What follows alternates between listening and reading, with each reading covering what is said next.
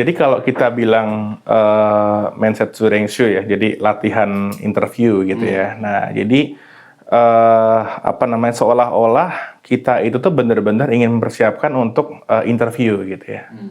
Padahal yang kita inginkan itu adalah bukan itu gitu ya. Nah, jadi kalau kita bilang mindset Shurenshu gitu ya, jadi kayak kita itu belajar try out aja gitu. Ya, tapi misalnya begini. Yang saya harapkan dari sekolah Shoken School itu bukan kita sistem kebut semalam gitu, ya.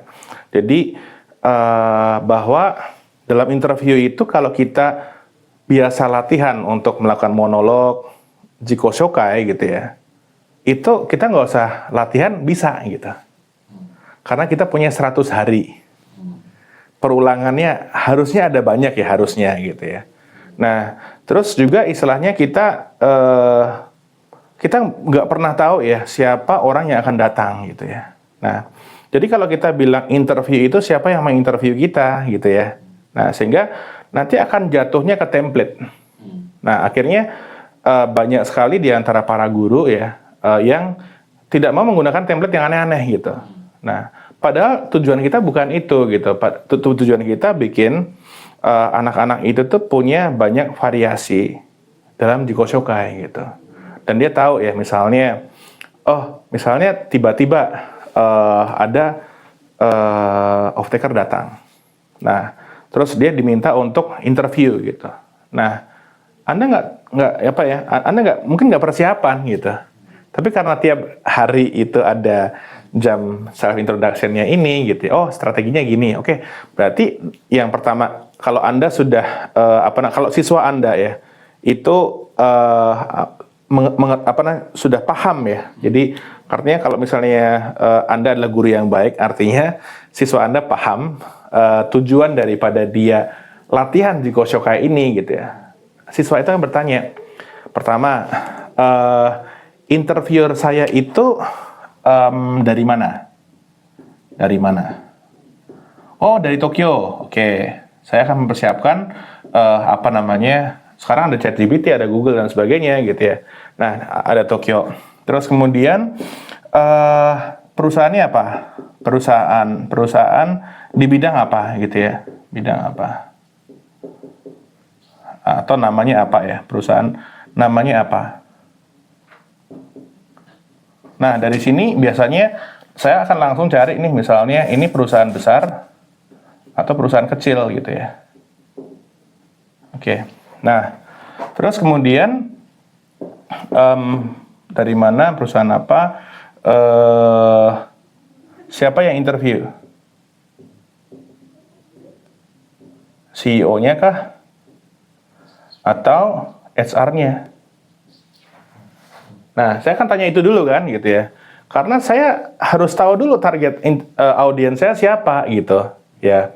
Nah, jadi dalam RB method ini gitu ya, sensei harus bisa membuat siswa itu memahami ya bahwa interview itu adalah part of komunikasi gitu ya. Nah, oke ya di sini ya. Nah, sehingga misalnya gini, oh saya tahu dia dari Tokyo, dia namanya misalnya perusahaan ABC gitu ya. Dia termasuk perusahaan kecil yang datang adalah CEO-nya langsung misalnya. Nah, cara saya appeal ya ke CEO dengan cara saya appeal ke HR ini berbeda ya. Nah, jadi kalau saya appeal ke ke CEO, saya akan lebih watashi wa RB desu. Watashi wa Indonesia no Bandung kara kimashita. De, Nihon ni ikitai ryu wa hatarakitai kara desu. De, Nihon wa Tokyo ni ikitai desu. De, onsha no kaisha de soku senryaku ni naritai kara desu. Dozo yoroshiku onegaishimasu. Nah, contohnya seperti ini ya. Jadi artinya, ketika misalnya saya ingin misalnya berkontribusi aktif di perusahaan Anda gitu ya. Ini kebetulan karena saya nggak persiapan, jadi sedikit berlepotan gitu ya. Nah, ini akan mengaruhi juga. Jadi kita akan menggunakan pola yang mana gitu ya. Nah, terus kemudian saya juga akan persiapan juga. Nanti misalnya kenapa milih Tokyo misalnya. Terus kemudian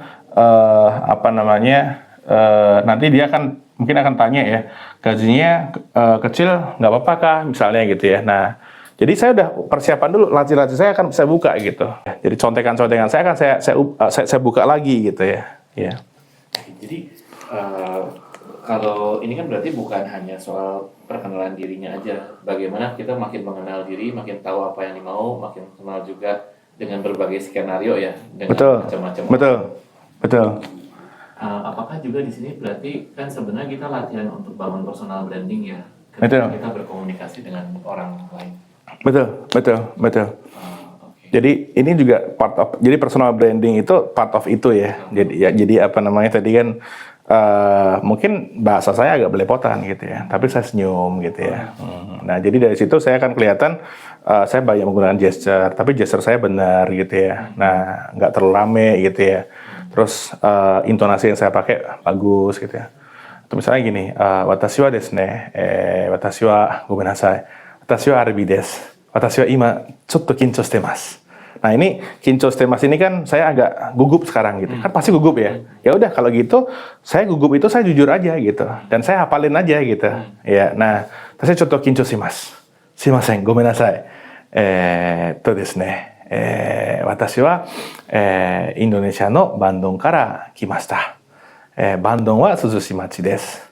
で、私は、日本に、行きたいです。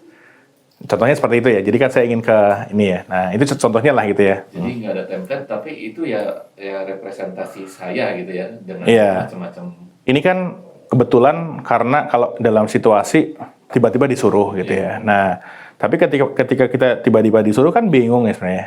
Iya. Nah, sebenarnya ketika kita di sekolah gitu ya. Jadi guru itu harus bikin suatu situasi ketika ketemu dengan guru ada kemungkinan dia disuruh jikoshokai. Misalnya, jadi dia akan selalu siap terus gitu ya. Jadi mungkin dia akan bawa, mungkin kita perlu juga misalnya ada notebook misalnya. Jikoshokai-nya versi yang mana dulu misalnya gitu ya. Ya. Nah, jadi kan sebenarnya nggak banyak ya. Mungkin kita cukup 3 deh gitu. Iya. Tapi kan di dalam kelas kan kita ada banyak ya. Ada banyak waktu ya, 100 hari gitu. Iya, betul. Oke, jadi mereka udah siap kalau ini mah elevator pitch sudah siap lah kapanpun dia. Betul. Iya. Iya. Thank you tipsnya. Iya.